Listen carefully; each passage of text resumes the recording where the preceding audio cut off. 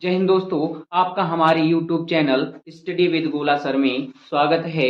हमारे channel study with गोला sir में स्वागत है। हम बात कर रहे थे किसकी? भारतीय अपवाह तंत्र की। तो भारतीय अपवाह तंत्र में हमने हिमालय से निकलने वाली नदियां या सदाबहार नदियों की बात कर ली है। आगे हम बात करते हैं किसकी? प्रायद्वीपीय नदियों की। किसकी बात करेंगे? प्रायद्वीपीय नदियों की बात करेंगे। अगर हम प्रायद्वीपीय नदियों की बात करें तो प्रायद्वीपीय नदियों को कितने भागों में बांटा गया है? दो भागों में बांटा गया है। कितने भागों में बांटा गया है? दो भागों में बांटा गया है। अगर हम उन दो भागों की बात करें कि आखिर वो दो भाग कौन कौन से हो जाते हैं, तो सबसे पहला जो भाग हो जाएगा हमारा कौन सा हो जाएगा? पश्चिम की ओर बहने वाली नदियां। कौन सा हो जाएगा? एक भाग हो जाएगा हमारा कौन सा? पश्चिम की ओर बहने वाली नदियां। कौन सा हो जाएगा? पश्चिम की ओर बहने वाली नदियां। वहीं दूसरे भाग की हम बात करें तो कौन सा हो जाएगा? पूर्व की ओर बहने वाली नदियां। कौन सा हो जाएगा? पूर्व की ओर बहने वाली नदियां। एक हो जाएगा पश्चिम की ओर बहने वाली नदियां, दूसरा हो जाएगा पूर्व की ओर बहने वाली नदियां। और जो पश्चिम की ओर बहती हुई जाएंगी वो हमारे कहाँ गिरेंगी? किस सागर में गिरेंगी? अरब सागर में गिरने वाली नदियां। इन्हीं को हम किस नाम से जानते हैं? अरब सागर में गिरने वाली नदियों के नाम से। या अगर हम पूर्व की ओर बहती हुई नदी जा रही है तो पूर्व की ओर जो नदी गिरेगी किस में गिरेगी? बंगाल की खाड़ी में गिरने वाली नदियां। कौन सी हो जाएगी? बंगाल की खाड़ी में गिरने वाली नदियां हो जाएंगी। कौन सी? बंगाल की खाड़ी में गिरने वाली नदियां। यानी कि अगर हम बात करें जो पूर्व की ओर बहेंगी वो कहाँ गिरेंगी? बंगाल की खाड़ी में। और जो पश्चिम की ओर बहती हुई जाती हैं वो कहाँ गिरती हैं? अरब सागर में गिरती हैं। कहाँ गिरती हैं? अरब सागर में गिरती हैं। क्या कहाँ गिरती हैं? अरब सागर में गिरने वाली नदियां। अरब सागर में गिरने वाली नदियां। अरब सागर में गिरने वाली नदियों के नाम से जानते हैं। अगर हम बात कर लें किसकी, सबसे पहले हम यही कॉन्सेप्ट क्लियर करते हैं कि आखिर प्रायद्वीप किसे कहते हैं। प्रायद्वीप किसे कहते हैं? हम प्रायद्वीपीय अगर भारत की बात करें तो कुछ इस तरह से हमें देखने को मिलता है। तो हम बात कर रहे हैं किसकी? प्रायद्वीपीय कि किस भूमि को हम प्रायद्वीप के नाम से जानते हैं। तो आपने देखा होगा कि हमारा जो प्रायद्वीपीय भारत है, यानी कि हमारा जो साउथ वाला भारत है, दक्षिण वाला भारत है, उसमें एक तरफ से कौन सा सागर मिला आ रहा है? कौन सा सागर है? अरब सागर है। कौन सा सागर है? अरब सागर है। वहीं दूसरी तरफ हमारा कौन सा हो जाता है? बंगाल की खाड़ी हो जाएगा। कौन सा हो जाएगा? बंगाल की खाड़ी वाला हो जाएगा। वहीं हम नीचे की बात करें तो कौन सा सागर है? हिंद महासागर हो जाएगा। कौन सा हो जाता है? हिंद महासागर हो जाता है। हिंद महासागर हो जाएगा। क्या हो जाएगा? हिंद महासागर हो जाएगा। तो हम बात कर रहे थे भूमि का वह भाग जिसके तीन ओर से क्या हो, जो तीन ओर से पानी से घिरा हुआ होता है उसे हम किस नाम से जानते हैं? प्रायद्वीप के नाम से जानते हैं। किस नाम से? प्रायद्वीप के नाम से जानते हैं। और भारत के किधर पश्चिम साइड में कौन सा सागर है? अरब सागर। पूर्व साइड में कौन सा है? बंगाल की खाड़ी। और अगर दक्षिण की बात करें तो कौन सा सागर है? महासागर। कौन सा महासागर है? हिंद महासागर। तो यही जो प्रायद्वीपीय, अगर हम भारत की बात करें तो कितने भागों में बांटे गए हैं नदियों को? दो भागों में। एक अरब सागर की ओर बहने वाली यानी कि पश्चिम की ओर बहने वाली नदियां या अरब सागर में गिरने वाली नदियां। वहीं हम दूसरी की बात कर लें, कौन सा हो जाएगा? पूर्व की ओर बहने वाली या बंगाल की खाड़ी में गिरने वाली नदियों की बात करेंगे। तो चलिए सबसे पहले हम बात कर लें किसकी? किसकी बात करेंगे? अरब सागर में गिरने वाली नदियां। यानी कि किसकी हम बात करेंगे? पश्चिम की ओर बहने वाली नदियों की अगर हम बात करें, पश्चिम की ओर बहने वाली नदियों की अगर हम बात कर लें तो पश्चिम की ओर बहने वाली नदियां प्रमुख हो जाती हैं, जिन्हें हम किस नाम से? दो नदियां क्या हो जाती हैं? बहुत प्रमुख, जो कि बार बार परीक्षाओं में पूछी भी जाती हैं। एक नदी हो जाएगी हमारी जिसे हम किस नाम से जानते हैं? नर्मदा नदी के नाम से जानते हैं। और वहीं दूसरी नदी हो जाएगी हमारी ताप्ती, या जिसे हम तापी नदी के नाम से जानते हैं। आइए हम बात करते हैं कि इनका जो उद्गम होता है कहाँ से होता है और कहाँ जाकर के गिरती हैं। चलिए बात करें हम किसकी? अगर हम बात करें नर्मदा नदी की तो एक पर्वत श्रेणी पाई जाती है। कौन सी पर्वत श्रेणी? एक पर्वत श्रेणी पाई जाती है। कहाँ पर्वत श्रेणी पाई जाती है? कहाँ? एक पर्वत श्रेणी पाई जाती है। और उस पर्वत श्रेणी के नीचे भी एक पर्वत श्रेणी, अगर हम इस पर्वत श्रेणी की बात करें तो इसे हम किस नाम से जानते हैं? विंध्य पर्वत श्रेणी के नाम से जानते हैं। किस नाम से जानते हैं? विंध्य पर्वत श्रेणी के नाम से जानते हैं। इसे हम किस नाम से? विंध्य पर्वत श्रेणी के नाम से जानते हैं। और विंध्य पर्वत श्रेणी के नीचे ही एक और पर्वत श्रेणी है जिसे हम किस नाम से जानते हैं, सतपुड़ा पर्वत श्रेणी के नाम से जानते हैं। किस नाम से जानते हैं, वहीं हम बात करेंगे इसकी, तो इसे किस नाम से जानते हैं, माफ करिएगा, हम बात कर रहे थे किसकी, विंध्य पर्वत श्रेणी की। किसकी बात कर रहे थे, विंध्य पर्वत श्रेणी की बात कर रहे थे। तो ये हमारी कौन सी पर्वत श्रेणी हो जाएगी, विंध्य पर्वत श्रेणी हो जाएगी। वहीं हम बात करें दूसरी सतपुड़ा पर्वत श्रेणी की, तो ये हमारी कौन सी पर्वत श्रेणी हो जाएगी, सतपुड़ा पर्वत श्रेणी हो जाएगी। कौन सी पर्वत श्रेणी हो जाती है, सतपुड़ा पर्वत श्रेणी हो जाएगी। कौन सी हो जाएगी, ये हमारी सतपुड़ा पर्वत श्रेणी हो जाएगी। कौन सी हो जाएगी, सतपुड़ा पर्वत श्रेणी हो जाएगी। कौन सी हो जाएगी, सतपुड़ा पर्वत श्रेणी हो जाएगी। अगर हम बात करें इस सतपुड़ा पर्वत श्रेणी से ही, तो यहीं पे एक पहाड़ी पड़ती है जिसे हम किस नाम से जानते हैं, अमरकंटक पहाड़ी के नाम से जानते हैं। किस पहाड़ी के नाम से जानते हैं, इसे हम अमरकंटक पहाड़ी के नाम से जानते हैं। किस नाम से, इस अमरकंटक पहाड़ी के नाम से जानते हैं। और इसी अमरकंटक पहाड़ी से, कहां से, इसी अमरकंटक पहाड़ी से ही जो उद्गम होता है, किस नदी का उद्गम होता है, नर्मदा नदी का उद्गम होता है। किस नदी का उद्गम होता है, यहीं से नर्मदा नदी का उद्गम होता है। और नर्मदा नदी जो है बहती हुई कहाँ जाती है, अरब सागर में गिर जाती है जाकर के। इस नर्मदा नदी का क्या होता है, उद्गम होता है। और नर्मदा नदी का उद्गम जो होता है वो कहाँ से होता है, अमरकंटक की पहाड़ी यानी कि सतपुड़ा पर्वत श्रेणी से ही एक पहाड़ी पड़ती है अमरकंटक, वहां से इसका उद्गम होता है।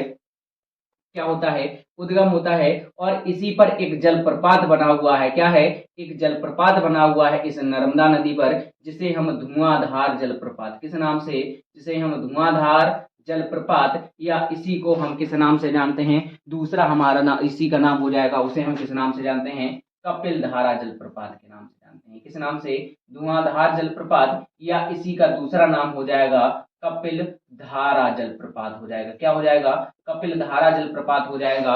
यही आगे चलकर की बात करें तो इस नर्मदा नदी पर ही एक परियोजना चल रही है। क्या चलती है, ये परियोजना भी क्या करती है, चल रही होती है। फिलहाल ये इतनी इंपॉर्टेंट नहीं है, लेकिन ये कपिल धारा यानी कि धुआंधार जलप्रपात क्या है, परीक्षाओं में बहुत पूछा जाता है। सीधे से पूछ लेता है कि ये धुआंधार या फिर कपिल धारा जलप्रपात किस नदी पर बना हुआ है, तो किस नदी पर हो जाएगा, हमारा नर्मदा नदी पर हो जाएगा। ये नदी की अगर हम बात करें तो ये नदी कौन सी हो जाएगी, हमारी नर्मदा नदी हो जाएगी। कौन सी नदी हो जाती है, नर्मदा नदी हो जाती है। कौन सी नदी, नर्मदा नदी हो जाएगी। वहीं हम बात करें इसी से यानी कि सतपुड़ा पर्वत श्रेणी से ही एक और हमारा जिला पड़ता है एमपी में। कौन सा जिला पड़ता है, बैतूल जिला पड़ता है। कौन सा जिला पड़ता है, बैतूल जिला पड़ता है।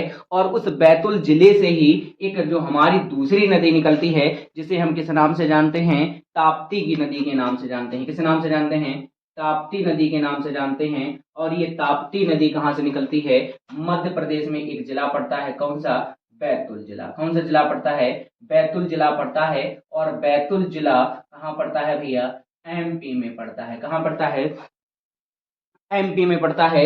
और यहीं से जो नदी निकलती है, इस नदी को हम किस नाम से, तापी, या इसी को हम ताप्ती के नाम से जानते हैं। किस नाम से, तापी या ताप्ती नदी का जो उद्गम की अगर हम बात कर लेंगे तो कहाँ से होता है, बैतूल जिला मध्य प्रदेश से होता है।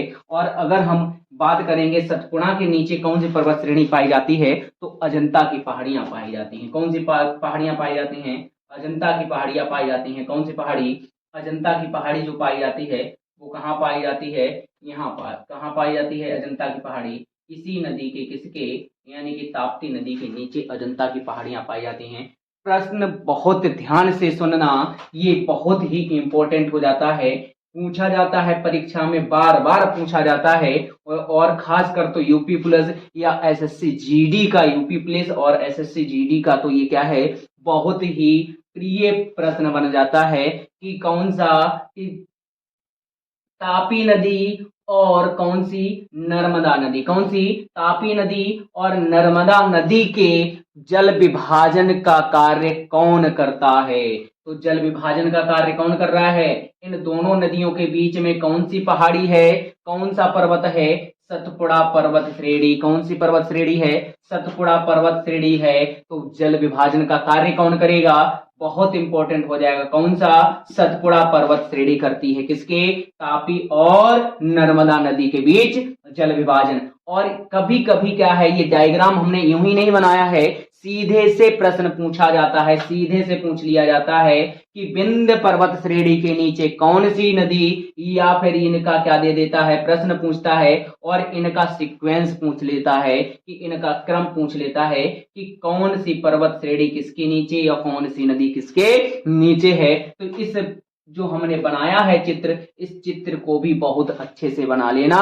ये भी परीक्षाओं में क्या कर लिया जाता है, बहुत पूछा जाता है। सीधे से विंध्य के बाद नर्मदा नदी, नर्मदा नदी के बाद सतपुड़ा, सतपुड़ा के बाद कौन सी? अजंता की पहाड़ियां पाई जाती हैं। कौन सी पहाड़ियां? अजंता की पहाड़ियां पाई जाती हैं। तो हमने बात कर ली थी कौन सी? तापी नदी की। तापी नदी का उद्गम बैतूल जिला से। वहीं अगर हम बात कर लेंगे किसकी, कि इस पे कौन सी परियोजनाएं पाई जाती हैं, तो इस पे दो परियोजनाएं पाई जाती हैं। एक हमारी हो जाएगी कौन सी? एक हमारी हो जाती है कौन सी परियोजना?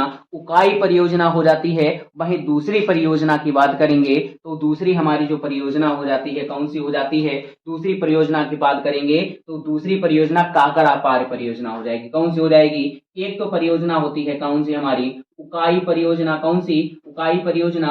और दूसरी परियोजना होती है कौन सी? काकरा पार परियोजना। कौन सी परियोजना होती है? काकरा पार परियोजना होती है। कौन सी परियोजना? काकरा पार परियोजना हो जाएगी। ये दोनों परियोजनाएं होती हैं कौन सी नदी पर? तापी नदी पर पाई जाती हैं। एक उकाई परियोजना और दूसरी कौन सी पाई जाती है हमारी? कौन सी पाई जाती है? दूसरी हम की बात करेंगे तो काकरा पार परियोजना हो जाएगी। ये दोनों परियोजनाएं बहुत महत्वपूर्ण हैं और ये दोनों परियोजनाएं ही कहाँ पाई जाती हैं? कहाँ पाई जाती हैं भैया?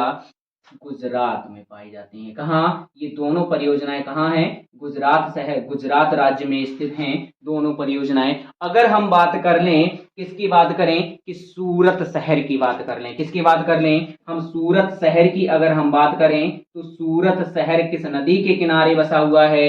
तो किस नदी के किनारे? तापी नदी के, यानी कि ताप्ती नदी के किनारे ही जो शहर बसा है, कौन सा शहर हो जाएगा? सूरत शहर हो जाएगा, जो कि परीक्षाओं में कई बार नहीं बार बार पूछा जाता है। तो हम बात करें किसकी? अरब सागर की। ये जो नदियां गिरती हैं कहाँ जाकर के? अरब सागर में। या सीधे से पूछ ले तो ये जहां गिरती हैं उसे, उस स्थान को खंभात की खाड़ी भी कहते हैं। क्या कहते हैं? खंभात की खाड़ी के नाम से भी जानते हैं। किस नाम से? खंबात की खाड़ी के नाम से भी जानते हैं। यानी कि अरब सागर में किस स्थान पर? खंबात की खाड़ी में जाकर के ये दोनों नदियां क्या हो जाती हैं? विलीन हो जाती हैं। कहाँ? खंबात की खाड़ी में। तो ये थी हमारी कौन सी? दो नदियां। एक हमारी नर्मदा नदी और दूसरी हमारी नदी कौन सी हो जाएगी? तापी नदी हो जाती है। कौन सी नदी हो जाती है? तापी नदी हो जाती है। परीक्षाओं में यह भी प्रश्न पूछा जाता है कि नर्मदा और तापी जो नदियां हैं वो किस श्रेणी में, यानी कि किस कौन सी भ्रंश घाटी में बहती हैं, या फिर हम उसे किस नाम से, भ्रंश घाटी में बहती हैं या फिर रैंप घाटी में। भ्रंश घाटी को ही हम दूसरे नाम से भी जानते हैं, भ्रंश घाटी, या फिर ये पूछ लिया जाता है इसी को, भ्रंश घाटी को ही हम किस नाम से? रिफ्ट घाटी के नाम से जानते हैं। किस नाम से? रिफ्ट घाटी के नाम से जानते हैं। किस नाम से जानते हैं? रिफ्ट घाटी के नाम से जानते हैं। इसी का दूसरा नाम रिफ्ट घाटी हो जाएगा। तो नर्मदा नदी साथ साथ में तापी नदी, ये दोनों नदियां किस में बहती हैं? कौन सी घाटी में बहती हैं? रिफ्ट घाटी या फिर भ्रंश घाटी में बहती हैं। ये प्रश्न भी कई बार पूछा गया है और यह प्रश्न भी पूछा गया है कि ब्रह्मपुत्र नदी जो है वो किस घाटी में बहती है? तो किस घाटी में बहती है? वह बहती है रैंप घाटी में। कैसी घाटी में बहती है? अगर हम ब्रह्मपुत्र नदी की बात कर लें, किसकी? ब्रह्मपुत्र नदी की अगर हम बात कर लें तो वह कैसी घाटी में प्रवाहित होती है? कैसी घाटी में बहती है? रैंप घाटी में बहती है। कैसी घाटी में? रैंप घाटी। अगर रैंप घाटी की हम बात करें तो रैंप घाटी जो होती है कैसी होती है हमारी? बी के आकार की होती है। कैसे होती है हमारी? बी के आकार की होती है। और रिफ्ट घाटी हमारे यू के आकार की होती है। कैसे आकार की? यू के आकार की हमारी कौन सी? भ्रंश घाटी या रिफ्ट घाटी। और बी के आकार की जो होती है हमारी कौन सी घाटी हो जाएगी? रैंप घाटी हो जाती है। कौन सी? रैंप घाटी हो जाएगी। तो चलिए हम दूसरी नदियों की बात करें। अगली नदी की अगर हम बात करें तो अगली नदी हो जाएगी हमारी कौन सी? मांडवी नदी हो जाएगी। कौन सी नदी हो जाती है? मांडवी नदी हो जाती है। और अगर हम मांडवी नदी की बात करें कि कहाँ से इसका उद्गम होता है, तो मांडवी नदी का जो उद्गम होता है कहाँ से होता है? जम्बोती घाट। कहाँ? जम्बोती घाट। कहाँ? मांडवी नदी की बात करें तो मांडवी नदी का जो उद्गम होता है, उद्गम की बात करें तो इसका उद्गम जो होता है कहाँ होता है? जम्बोती घाट। कहाँ से होता है?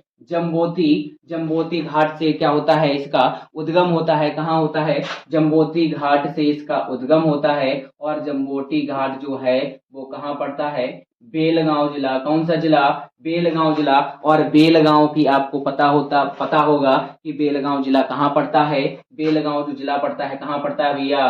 कर्नाटका में पड़ता है। कहाँ? कर्नाटका में पड़ता है। और आपको बेलगांव से संबंधित महात्मा गांधी भी क्या हैं? संबंधित हैं। महात्मा गांधी ने कितनी, सीधे से प्रश्न पूछा जाता है कि महात्मा गांधी ने कांग्रेस के कितने अधिवेशन में अध्यक्षता की थी? तो कितने अधिवेशन की? एक अधिवेशन की। और वो भी अधिवेशन कहाँ? बेलगाम अधिवेशन कर्नाटका, जो कब हुआ था? 1924 में हुआ था। 1924 में बेलगांव अधिवेशन कर्नाटका की क्या हुई थी? एकमात्र, यानी कि मात्र एक बार ही उसकी कांग्रेस के अधिवेशन की अध्यक्षता की थी। तो यह वही बेलगांव है। क्या है? यह वही बेलगांव पड़ता है। यानी कि इसकी जो उद्गम मांडवी नदी की बात करेंगे तो बेलगांव कर्नाटका से इसका उद्गम होता है। वहीं अगर हम बात करें तो दूध सागर जो जलप्रपात पड़ता है, कौन सा?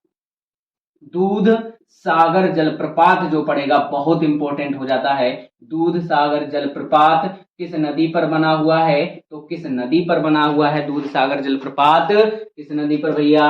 मांडवी नदी पर ही बना हुआ है। और ये किन राज्यों में है ये भी बहुत पूछा जाता है। तो हमारा एक राज्य हो जाता है गोवा और दूसरा राज्य हो जाता है हमारा कौन सा? कर्नाटका। कौन सा हो जाएगा? एक गोवा हो जाएगा भैया और दूसरा कौन सा हो जाएगा बेटा? एक कर्नाटका और गोवा। तो ये इंपॉर्टेंट हो जाता है। वहीं अगली नदी की अगर हम बात करें, अगली नदी की अगर हम बात कर लें तो अगली नदी मांडवी नदी के बाद कौन सी हो जाती है? पेरियार नदी हो जाती है। कौन सी नदी हो जाती है? पेरियार नदी हो जाएगी। कौन सी नदी हो जाएगी? पेरियार नदी हो जाएगी। अगर हम पेरियार नदी की बात करें तो पेरियार नदी का जो उद्गम होता है, कहां से पेरियार नदी का उद्गम होता है? तो केरल में स्थित एक, केरल में एक कौन सी है? वेम्बनाद घाटी। वेम्बनाद क्या है? केरल में एक वेम्बनाद झील पड़ती है, नहीं सॉरी माफ करना, केरल में एक पहाड़ी पड़ती है जिसे हम किस नाम से जानते हैं? अन्नामलाई की पहाड़ी के नाम से जानते हैं। पेरियार नदी की अगर हम उद्गम की बात करें तो पेरियार नदी का जो उद्गम होता है कहाँ से होता है? पेरियार नदी का उद्गम अन्नामलाई की पहाड़ी से। कौन सी? अन्नामलाई की जो पहाड़ी पड़ती है कहाँ? केरल में। यहाँ से क्या होता है? इसका उद्गम होता है, पेरियार नदी का उद्गम होता है। वहीं वेम्बनाद झील बहुत इंपॉर्टेंट हो जाता है। वेम्बनाद जो झील पड़ती है कहाँ पड़ती है भैया? वेम्बनाद झील ये भी कहाँ पड़ती है?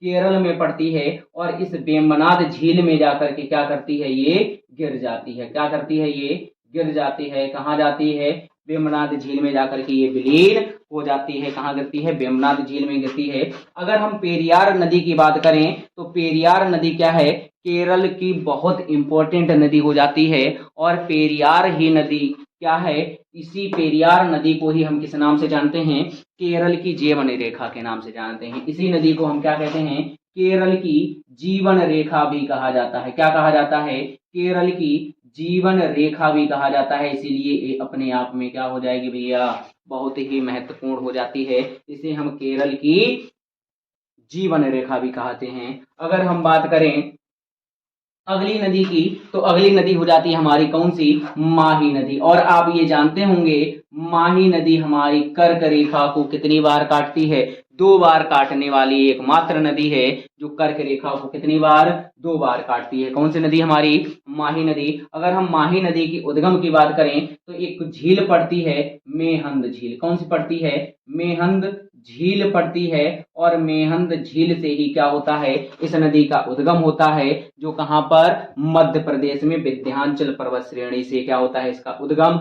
अगर हम बात करें तो ये किसको? कर्क रेखा को। किसको? कर्क रेखा को कितनी बार काटती है? कर्क रेखा को 2 बार काटती है। कितनी बार काटती है? 2 बार काटती है। तो कौन सी नदी हो जाएगी हमारी? माही नदी। इसीलिए क्या हो जाती है, ये अपने आप में क्या हो जाती है? महत्वपूर्ण हो जाती है। वहीं अगर हम अगली नदी की बात करें तो माही नदी के बाद हमारी अगली नदी हो जाती है, कौन सी नदी हो जाती है? साबरमती नदी हो जाएगी। कौन सी नदी हो जाएगी? साबरमती नदी हो जाएगी। कौन सी नदी हो जाएगी? साबरमती नदी हो जाएगी। अगर हम साबरमती नदी की बात करें तो साबरमती नदी का उद्गम जो होता है कहाँ से हुआ है? साबरमती नदी का उद्गम कहाँ से हुआ है? अरावली पर्वत श्रेणी से हुआ है। कहाँ से हुआ है? अरावली पर्वत श्रेणी से क्या होता है? इसका उद्गम होता है। और अरावली श्रेणी कहाँ पड़ती है? राजस्थान में पड़ती है। यहाँ से इसका क्या होता है? उद्गम होता है। वहीं साबरमती नदी की अगर हम बात करें तो इस पर कौन सा शहर बसा हुआ है? अहमदाबाद जो शहर बसा हुआ है किस नदी पर बसा हुआ है? साबरमती नदी पर बसा हुआ है। कौन सा शहर? अहमदाबाद शहर। कौन सा शहर? अहमदाबाद शहर किस पर बसा हुआ है? साबरमती नदी पर बसा हुआ है। वहीं अगर हम बात कर लेंगे किसकी? लूनी नदी की, तो लूनी नदी का उद्गम भी कहाँ से होता है? लूनी नदी का उद्गम भी कहाँ से होता है भैया? अरावली पर्वत श्रेणी से। और अरावली पर्वत श्रेणी से ही इसका लूनी नदी का जो कहाँ पड़ती है? राजस्थान में। कहाँ पड़ती है? राजस्थान में लूनी नदी का उद्गम होता है। और ये लूनी नदी बहती हुई प्रवाहित होती हुई आकर के कहाँ गिरती है? कच्छ के रण में, गुजरात में। कच्छ के रण गुजरात में आकर के क्या हो जाती है? ये विलीन हो जाती है। कहाँ? कच्छ के रण में आकर के ये विलीन हो जाती है। तो ये हमारी जो नदियां थी, कौन सी नदियां थी? ये हमारी पश्चिम की ओर बहने वाली नदी। इसमें से एक प्रमुख नदी और बाकी रह जाती है जो हमारी, जो से हम किस नाम से, कौन सी नदी? एक जुआरी नदी और है। कौन सी नदी है? एक जुआरी नदी है। और जुआरी नदी की अगर हम बात करें तो ये कहाँ? पश्चिम घाट गोवा से इसका उद्गम होता है। कौन से घाट से? पश्चिम घाट गोवा से इसका क्या होता है? उद्गम होता है। जो कि गोवा की सबसे लंबी नदी हो जाएगी। कौन सी? ये गोवा की कैसी? सबसे लंबी नदी हो जाएगी। गोवा की कैसी नदी? सबसे लंबी नदी की बात करें तो सबसे लंबी नदी जो गोवा की हो जाएगी, कौन सी हो जाती है? जुआरी नदी हो जाती है। तो ये थी हमारी कौन सी? पश्चिम की ओर बहने वाली नदियां। कौन सी? पश्चिम की ओर बहने वाली नदियां। अगली वीडियो में हम बात करेंगे जो किसकी ओर? पूर्व की ओर बहने वाली नदियां, या फिर कहाँ? बंगाल की खाड़ी में गिरने वाली नदियों की बात करें हम किसमें? अगली वीडियो में। तब तक हमारे साथ बने रहिए। जय हिंद।